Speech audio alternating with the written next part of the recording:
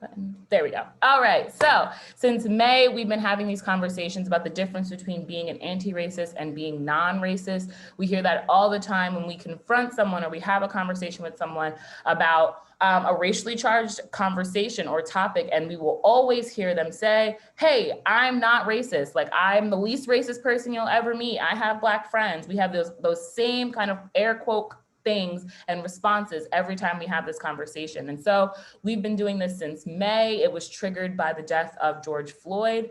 And we are going to continue to do these once a month, all the way until they stop becoming necessary, which I don't see happening anytime soon.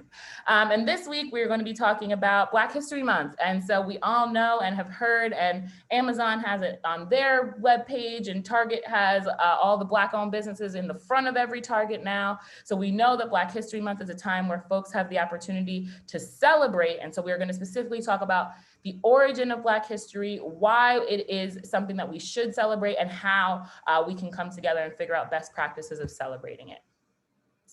And so you're like, okay, who is this woman? Why does she have any authority to tell me anything about racism? Again, I always like to preface that I am not and will never be the spokesperson for Black people. It's just not possible. There is no one way to be Black, but I am dedicated to supporting Black students. I recently graduated in May from the CUNY Baccalaureate for Unique and Interdisciplinary Studies program. So I specifically tailored my degree to study the sociology of educational inequity and social justice in underserved communities so that I could do this work. I also started working as a special education teacher in the South Bronx, which has made me even more excited and more in desperate need of getting this work done. And so this is what we're gonna keep chatting about.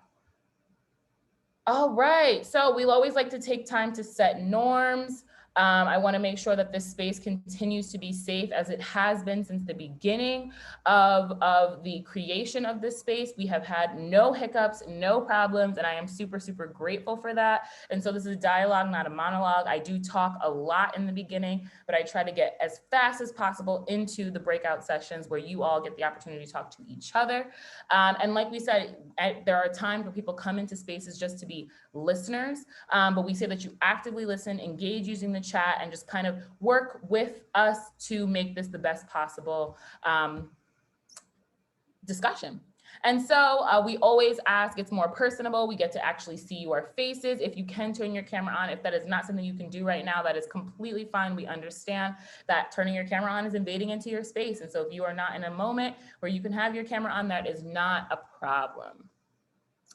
And so we'll go right into our icebreakers. We have a small group right now. I'm hoping that it might be a Zoom issue. We had a few more people signed up, so we're hoping they'll be shooting their way in a moment. But we want you to get to know the people who you'll be in breakout rooms with later. And so I'll put these in the chat because I am notorious for forgetting what I'm supposed to talk about as soon as I get into the breakout room.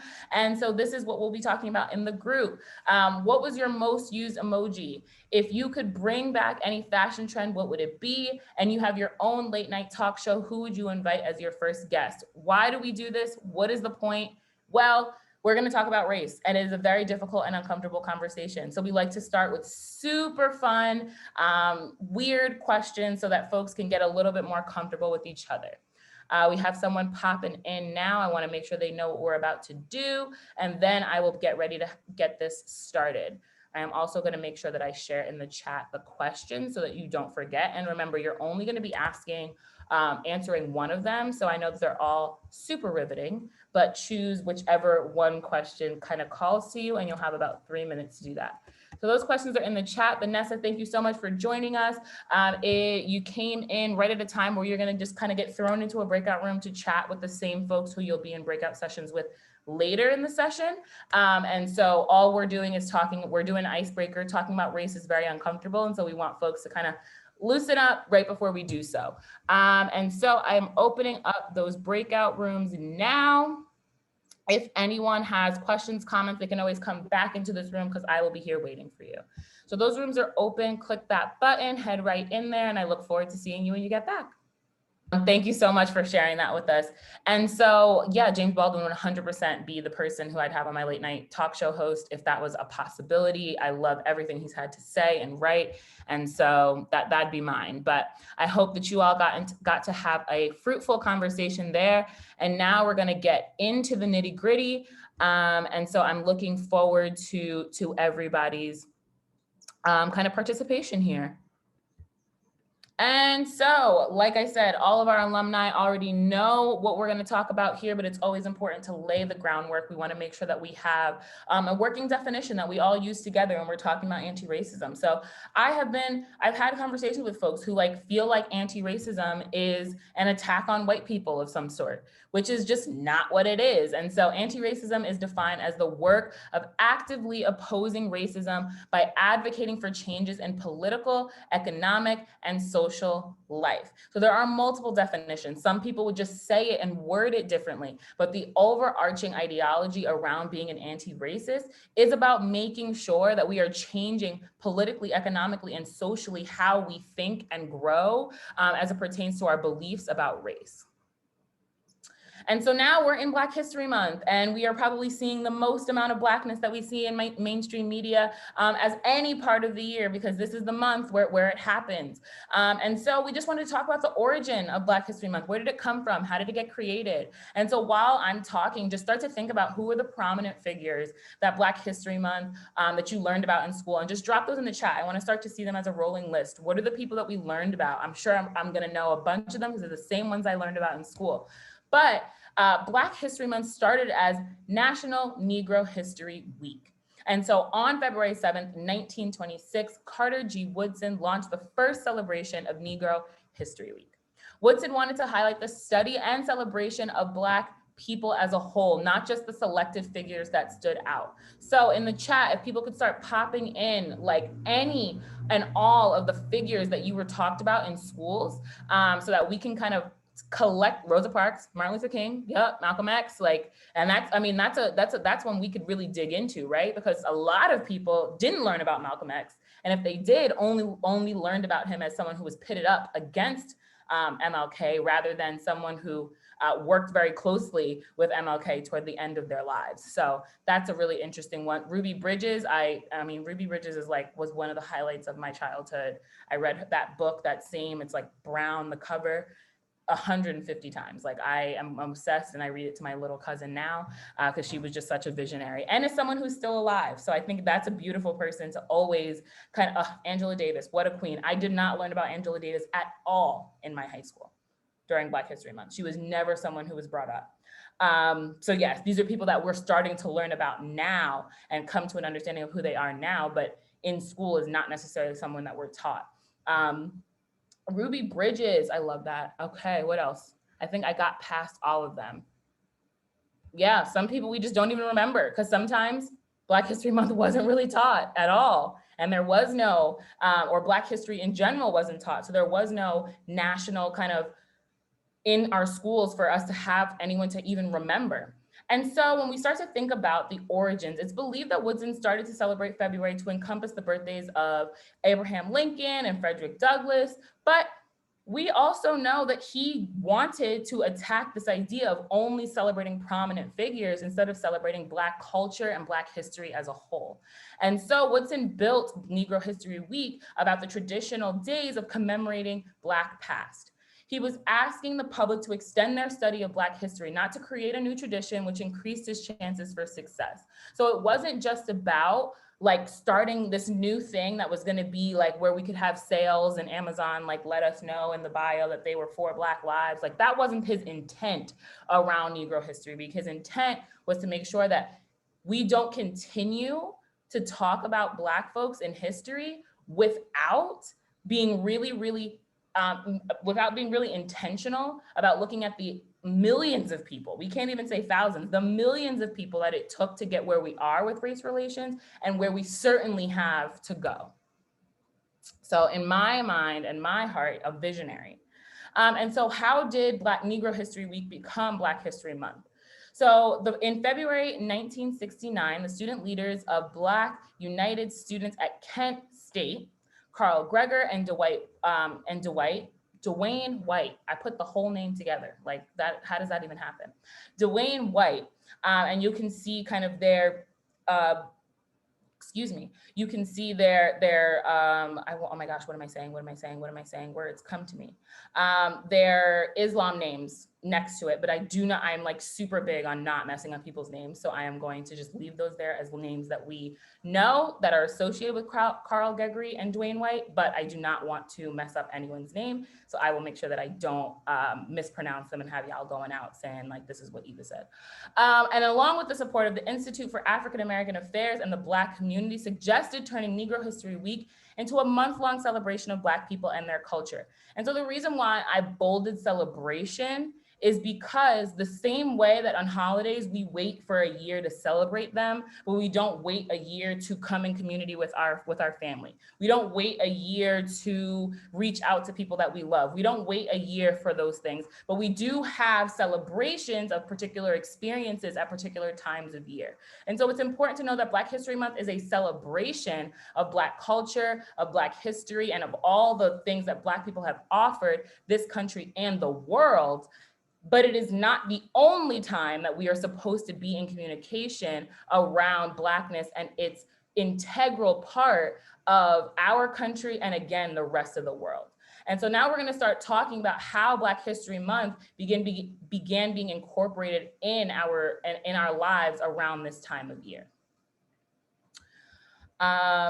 Here we go. So universities started to incorporate Black History Month into their academia. So they would host campus events. I recently graduated from college. I still get the emails. There's 100 different things that you can go to, 100 different conversations happening, all highlighting Black excellence. And so they work to incorporate in more references to Black history. So you'll have teachers who decide to put a little bit more Black reading during February. They highlighted Black food, culture, music, dance. So I know my high school, we had like a cultural dinner sort of thing where people could bring a potluck and bring food, which I think is an incredible kind of step toward where we want Black History Month celebrations to go. But it's important that, again, we integrate these things into our daily lives, so it's not something that's just commemorated at a certain point of time. And then presidents started to encourage the celebration of Black History Month. So in 1976, so we're going back, we started in 1926 with Negro History Week, and now we're all the way in 1976, where President Gerald Ford urged Americans to seize the opportunity to honor the too often neglected accomplishments of Black Americans in every area of endeavor throughout our history. So that quote right there shows us that like Blackness is integrated in everything, all over the place. But we are taught to believe that that is not the case. And so a time like Black History Month is just, again, that celebration of how we are integrated, how as a Black community are integrated in so much of the world as it currently exists. And so since then, every president after has officially designated the month of February as Black History Month. So that's how we've gotten to where we are now. And so Black History Month, we have to start to talk about the response from the Black community, because I know many people, I'm sure, have seen I think it's Samuel L. Jackson. Please don't quote me though. Samuel L. Jackson, I believe, had an interview where he pretty much said, like, I don't think that Black History Month should exist. And after that, there were so many different conversations about like, okay, so do Black people not like Black History Month? Should we not have it anymore? And I'm not the person to answer that question. I don't think any of us in here have the authority in which to do so. But it begs the question, what was his reasoning behind that? And he elaborated to say that it's because he believes that Black history should be ingrained and embedded in everything that we learn from the beginning of our history conversations, when we start to talk about Mesopotamia, where they just like somehow avoid the fact that those people were Black, and then like go into Egypt, and then somehow all of the people look not Black, and then continue to have like these moments in history where they don't very specifically explain and express that like Black people have been integral to the curation of mathematics and astronomy and so on and so forth, that should just be ingrained in everything, so much so that there doesn't need to be a celebration in a particular month of year. So some people hold that ideology. Others believe that Black History Month should be some form of reparations. There should be something in there that is monetary for Black folks to be able to continue to get past what is the historical marginalization of Black people. Others believe that Black History should not be, like I said, limited to 1 month. And so we should embed it in our day-to-day life. And so I want folks in the chat, as we start to get closer and closer to where we're going to be in conversation with each other, just to begin to think about what your thoughts are on that. How can Black History Month become closer to what it was intended to be? And what is it that we want it to grow and evolve to be? So just start kind of thinking about that as we go through. And so in these spaces, we know that we have folks that are educators, we have folks that are parents, and we hope that everyone in here has someone in their life that is Black and that they're able to be in conversation with. But let's talk about the ways that we can celebrate it. So I'm looking at some school boards, some books, all of these different opportunities and ways that Black History Month gets celebrated when we were like in a non-pandemic world and you could actually like go outside and do things. Alvin and Ailey was something I loved to do in February, to be able to go and see Black folks just be impeccable and do incredible twisted and contorted things with their body that I could never even kind of do, and read books. I always, my younger cousin is mixed. She is Black and Peruvian. And so she doesn't stereotypically come off as a Black person. That is not how she is that's not how she phenotypically looks. But it is really important to me and to our family that she understands her Peruvian self and that she understands her Black self. And so throughout this month, we have Zoom calls with her where we talk about different books written by Black folks, about the different Black historians, and she asks questions and she's curious. And so that begs the question, why is it that so many schools think it's not important to teach young children about Black history and about what our country looks like? If you talk to my 4-year-old cousin, she could tell you what a boycott is. She could tell what segregation is. And she's like, wait, why was there segregation? Because I think Evie is beautiful. And I go, thank you so much, Aaliyah. I think so too. So we just need to get a whole bunch more people on the bandwagon, right? And so kids who are imaginative and they believe that the world is good, it's important to start telling them these things now because it doesn't ruin it for them. It just makes them want to be harder fighters for a world where Blackness doesn't have to be celebrated because we celebrate it every single day. And so that brings us into our breakout rooms where we're gonna start being in conversation. And so I know there are some folks who can't talk that much, and that is completely fine. Kind of use the chat function if you're able to, and anything else that we can do to support you to make this the best possible experience, please let me know. And so in the breakout rooms, like I said, in the beginning, we have been really, really fortunate and lucky to have continued to keep this a super safe space. I feel as though no one has left feeling super uncomfortable. No one has left feeling like someone said something to attack them as a human. And so we always like to set these norms, to lay these norms before we head into our breakout room so that we can make sure we maintain that space.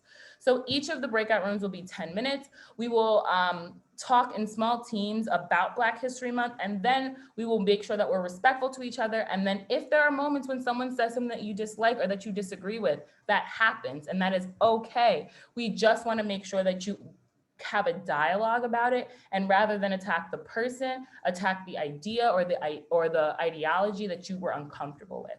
And I think we'll all be able to kind of leave this space being pushed and had some more learning.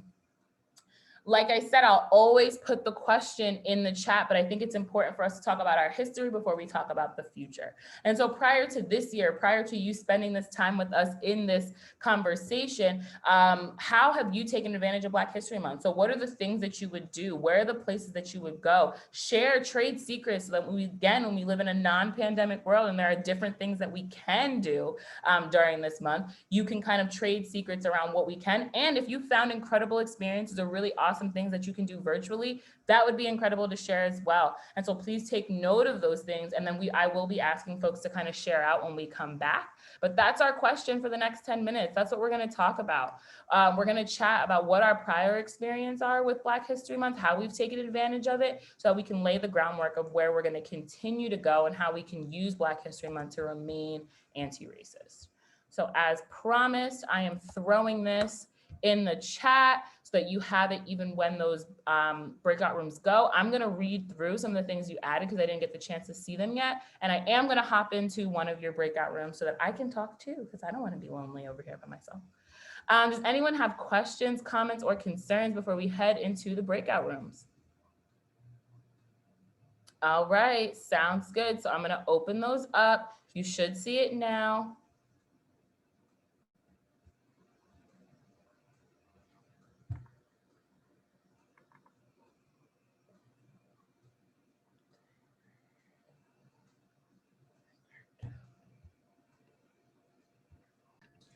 Welcome back, folks. We have a couple more seconds till everyone will be back. I know that the other group got into a late start to talk because one person had to hop on a call. So we'll give them a minute to get here.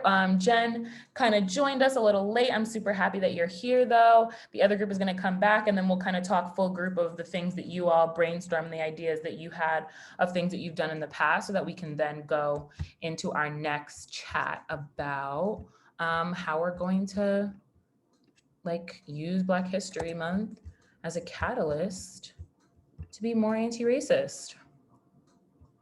Welcome back, everyone. So I'm going to reshare my screen now that everyone is back, and then we will just begin to chat about, well, before I do that, what are some of the things that popped up for folks? You can either put it in the chat or just come right off mute and let us know what are the different ways that you have celebrated Black History Month in the past or that you've done for Black History Month, whether that be in school or otherwise. And just as a precursor, I'm a teacher, so I'm really good at wait time. I'm really good at just kind of like looking at you because I really want to hear what kind of folks got to talk about in their groups.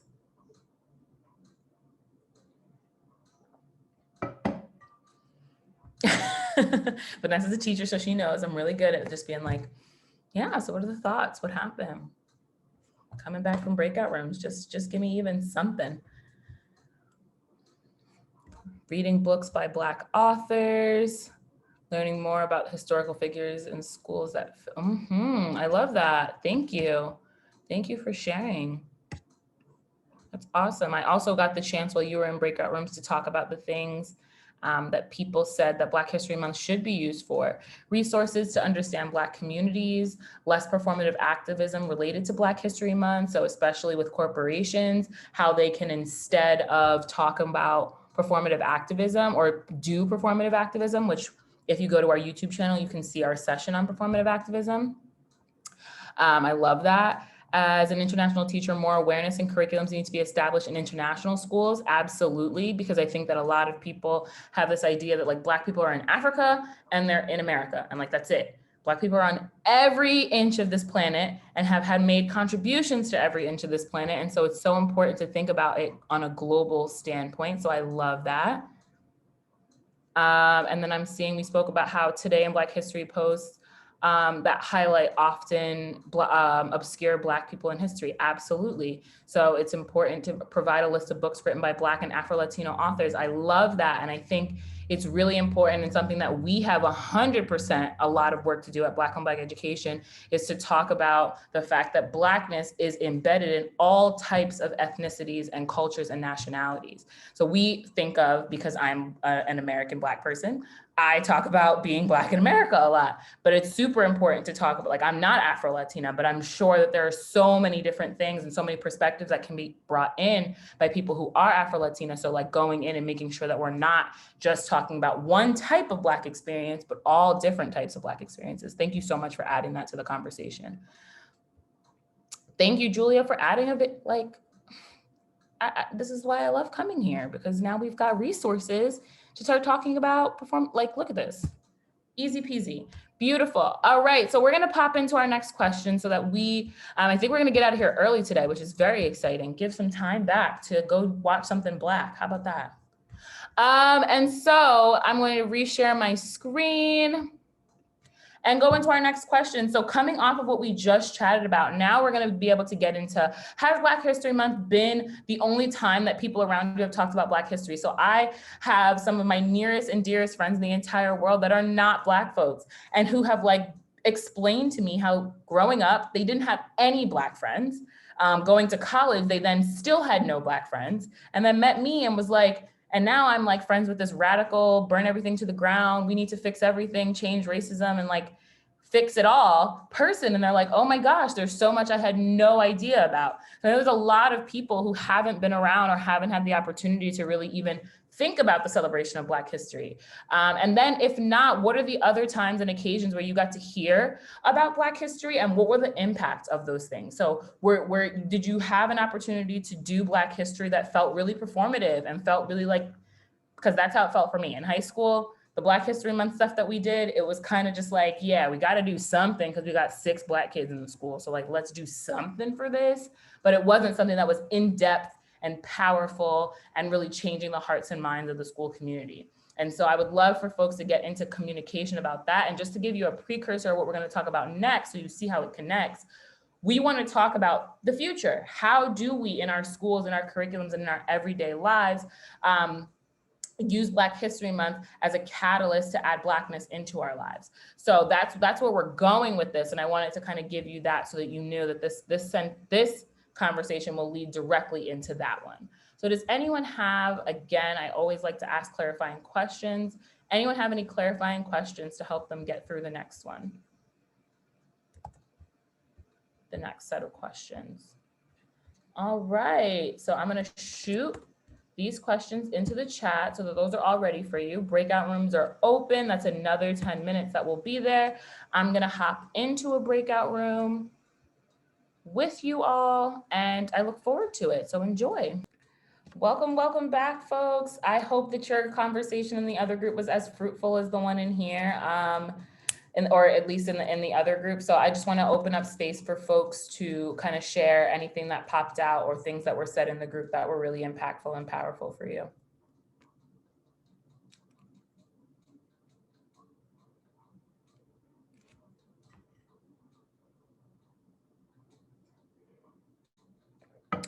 I can go.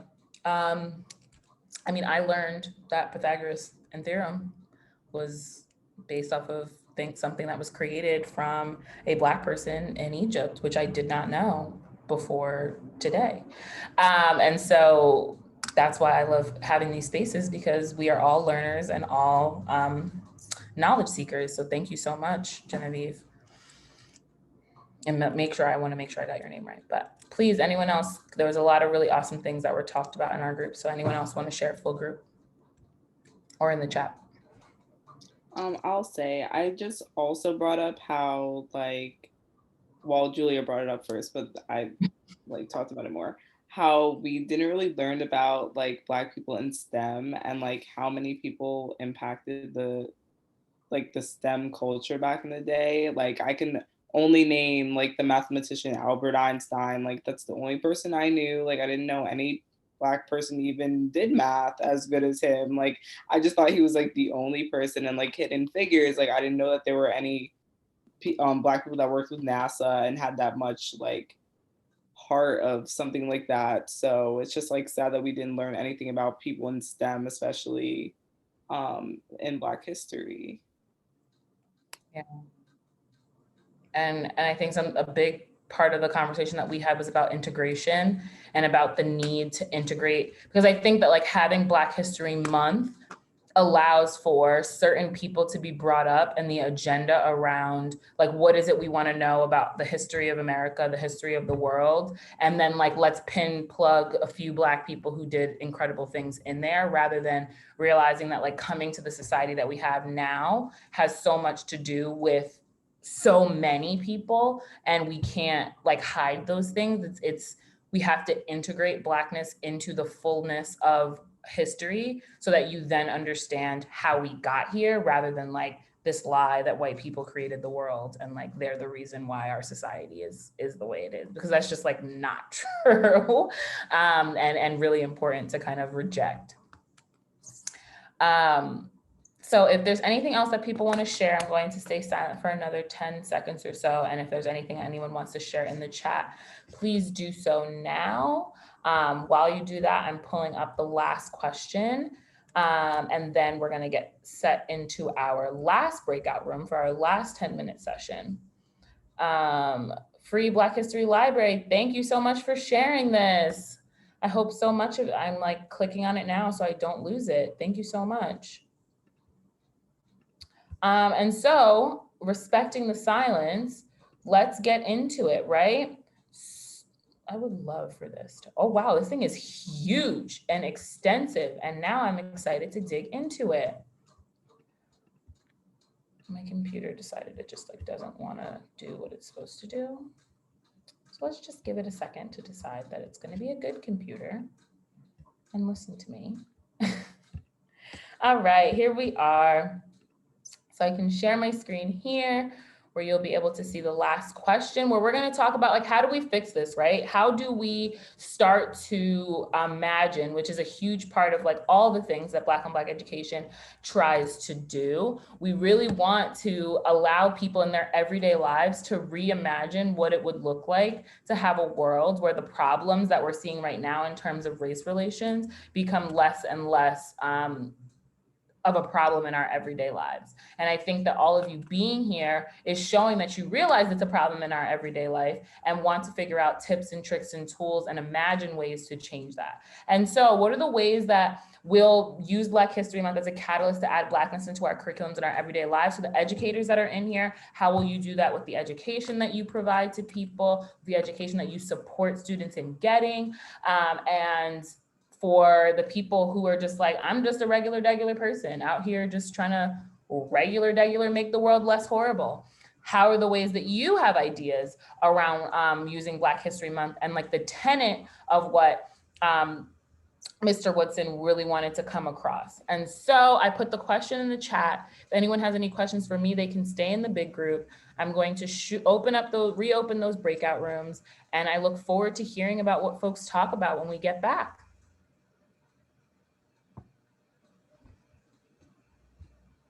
Yes, I was in the breakout room chatting away and just talking about how do we maintain kind of the fervor around needing to dismantle racism through anti-racist ideology. And I was talking about it from the standpoint of the Montgomery bus boycott. We talked about that in our What Now session that you can also check out on YouTube, where we just talked about like the Montgomery bus boycott was over a year. It started in December, which meant through the winter, into the whole next year, people were walking to work.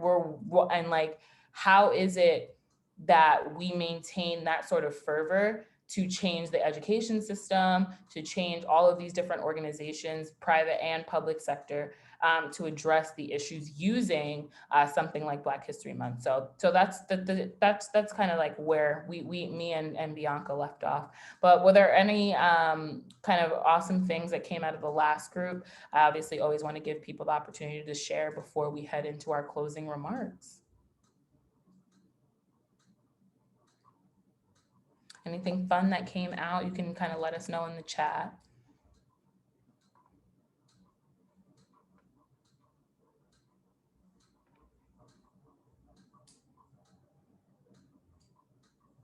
All right, I'm gonna respect the silence. If things pop up for folks, please add it into the chat. That is always super, super helpful. And so let's go back in. I'm gonna re-present my slides because then the next section is where we get the opportunity to talk about different resources that we set up for you. That's the wrong screen. This is the right screen. So we just talked about how we use kind of the purpose and the intent of Black History Month to advance the history. Oh my gosh, how we use it to advance the fight for anti-racism, the fight to continue anti-racism. And then we wanted to make sure that you had resources available. So in the chat, something will be coming to you in a moment that gives you different Instagram pages. Like I think Instagram has been the best thing in the world throughout the pandemic in terms of like getting this information quick and dirty. Like I am a researcher at heart, but it is really, really hard to find time to read research articles about anti-racism right now. Like it's just not, them 25-page articles are rough, they're dense, they're hard to get into. So we're so grateful and thankful for the organizations such as this that allow for like short stints on Instagram, on Twitter, for us to understand how we can get into this conversation around celebrating Black History Month, but then moving that celebration into a year-long commitment. So us, Black on Black Education, we post facts about Black history 3 times a week at the very least. We host events like this once a month. We have our conference coming at the end of, or not the end of this month. I keep thinking it's so far away. It starts next week. Next Tuesday, the Black on Black Education Conference is coming, where we're gonna be chatting about that. Chris Emden, one of the leaders in education as if Black Lives Matter, a teacher at Teachers College. He's a professor. He is incredible on Instagram. He runs Hip Hop Ed, which they have chats on Twitter every single week. So there's so much that like richness coming out. Teach for the culture. If you want to walk around with like some cute gear, but then also hear incredible like short stints of things to think about as educators, Teach for the Culture is incredible to follow. Ciphers for Justice, The Conscious Kid. These are all opportunities, and there's a document that got sent to you with all the links to all their Instagrams. And then here's some other ways to find out and to talk about Black history. So our podcast, we don't specifically talk about Black history on our podcast. It's more about education and how we use various different facets. But there are so many tips and tricks in there. If you're an educator or you work with students, we have our anti-racism guide specifically for teachers, and then we have an anti-racism guide for everyone else. The 1619 Project, if you're a history teacher, such an incredible way to talk about slavery and its effects in this country. The Smithsonian Channel podcast, Black History for White People podcast, on the, what is it called? In DC, the Black, no, it's not, African American Museum, there we go. African American Museum, probably one of the most impactful experiences I've ever had in my life. So if you have not been there, go to their website. I'm pretty sure they have virtual tours, and they also have a wide array of resources. But that was probably the most rich and deeply entrenching experience that I've had around Black history. So anything that you can find from them would be incredible. Our Heroes, Our Stories is a Spotify playlist. So if you are a Spotify subscriber, it's a playlist that brings in podcast episodes from all different types of podcasts that are about different Black icons. So those are opportunities for you to continue your learning and share with others and help them continue their learning. And so this is the point of the session where I like to answer questions. I always like to preface the questions with that I am not and will never, ever, ever, ever be the speaker of Black people, but any questions that you might have for me personally, or that you have about Black on Black education or anything else that has to do with this topic, please feel free in the chat or come off mute to ask those questions.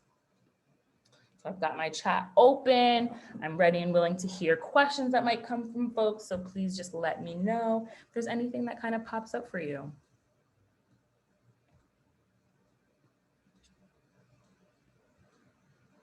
And while you marinate on those, we'll kind of get through the rest of our closing remarks. So in the chat, you should be getting a link in a couple of seconds to our post-event survey. We send this out at the end of every event, because if you give us feedback, then we know how to fix and change and mold and grow our events to tailor your needs. That's what we want to make sure that we're doing. Last thing, if you found like this was a space that was something that brought you value, please donate to us. We use all of the money to keep these costs up, pay for our Zoom, pay for our Google, and all of those other things like that. All of these things that have to be paid for. We are still growing as a business and appreciate every and all donations that we receive. So we've got Kayla in here, who I know is wearing her shirt right now because she is fly and lit. Look at her. Yes, yes, girl. Okay. And so if you want to support a Black-owned business and buy a Sure certifiable conversation starter, please purchase a Black on Black education t-shirt, because every single time I've worn this shirt, when I tell you, every single time someone has stopped me in the street and been like, what is that? What does that mean? I want to talk about it right now in the street as if you have nothing else to do today. And so if that is what you want to happen in your life, you should buy a Black on Black education t-shirt. They're also comfy and cozy and nice to wear inside. So if you are interested in that, the link should be coming in the bio as well. And then there's a few of you I said, like, I want to reach out to, I want to talk to, I want to stay in communication with. So the best way to reach me is eva@blackownedblackeducation.com for a longer piece. If you just want to chat and go back and forth like we're texting buddies, I like that too. DM us at Black on Black Ed, Twitter at Black on Black Ed, Facebook Black on Black Education, LinkedIn Black on Black Education. There's 1,000 ways to find us. If you ever have a question about that, email me at eva@blackownedblackeducation.com and I will let you know. And last but not least, we have the Black on Black Education Conference that is coming to a screen near you on February 23rd, which is next Tuesday. So next Tuesday, we will be going in and chatting about so many things, but we're starting with student voice and choice. So if you are someone who works with students and wants to hear from Black students about what it is that they want to see changed in our system. We start out on Tuesday night talking about that. Then we go into family and community night, where we begin to talk with community members and family members of people who are Black that are in the education system, that understand the harm that is often done by an education system that is not yet anti-racist. Then we go into policy and equity, because policymakers that have never been teachers get to tell me how to do my job. And so we want to chat to some of them, and we want to know, like, why do these decisions happen the way that they do? And last but not least, all day on Saturday, we have panels from curating we have panels and sessions from curating a creative child. Wow, my words are getting jumbled up in there. From curating a creative child all the way through social emotional learning through the arts. We're going to be talking to edupreneurs, people who had to go and start businesses to be educators because educators don't get paid that much, and so much more in between. So if that's something that you're interested in, you want to spend some time with us, you want to chat and continue to reimagine what the world could look like for Black students, then please, it's a coupon code. You get $5 off just for coming to this event. So that was a surprise that we had talked about. So if that is something that you've been thinking about, you've looked at our page, you've seen it, and you're like, I want to get involved, well, there's $5 off to do so. So we look forward and hope to see some of you there. We want to say thank you to our incredible and beautiful team, because I promise you, I couldn't do all this by myself. I am a mess most of the time. And so these beautiful people up here are the reason why it works. And last but not least, thank you, thank you, thank you. Black on Black education would be absolutely nothing without you all. I always want to shout out my favorite, Anna, because Anna has been here from the beginning, every single event, has never missed one.